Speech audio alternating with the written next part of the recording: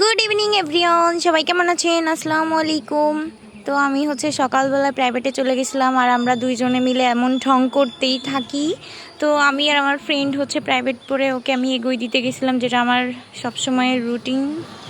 দেন ওকে এগোই দিয়ে আমি বাসায় চলে আসছিলাম। বাসায় এসে দেখলাম আমার একটা পার্সেল আসছে। পার্সেলের ভিতর আমি কিছু চুড়ির বেস আর আরও অনেক কিছুই অর্ডার দিয়েছিলাম। তো সেগুলো দেখলাম যে ঠিকঠাক আছে কি না। সবই ঠিক ছিল, বাট প্যাকেটগুলো খুলে গিয়েছিল।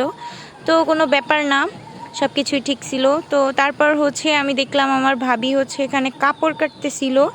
তো আমি একটু ভিডিও মেক করতেছিলাম। মানে উনি এই কয়দিনে যে কতগুলো মেক করছে, মানে ওনার তারপর অর্ডারই ছিল, সেগুলো তো মেক করছেই। তারপর ওনার মেয়ের মানে প্রতিদিন একটা একটা করে বানাই, মানে অনেকগুলোই বানানো হয়েছে। যেমন দেখেন এই যে একটা মানে অনেক সুন্দর সুন্দর ড্রেস বানাই পিচির। আর আমার ভাতিজি তো অনেক হ্যাপি হয় নতুন নতুন ড্রেস পরে। তারপর এই একটা মানে ও এত হ্যাপি হয় নতুন নতুন ড্রেস পরলে। আমাদেরও যেমন ঈদের মতো খুশি লাগে, নতুন ড্রেস পাইলে মনে হয় ঈদ ঈদ, ও তেমন মানে নতুন ড্রেস পরতে অনেক বেশি ভালোবাসে। তো এইখানে আরও একটা মেক করতেছিল। তারপর এটা পড়াইলো।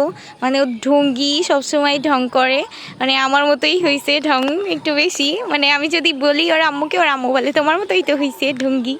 তো ও মানে ওর ড্রেস নিতে গেলে যে কি চিল্লানি দেয়, মানে খুবই সুইট। আলহামদুলিল্লাহ, মাশাল্লাহ বলে যাবেন কমেন্টে। আল্লাহ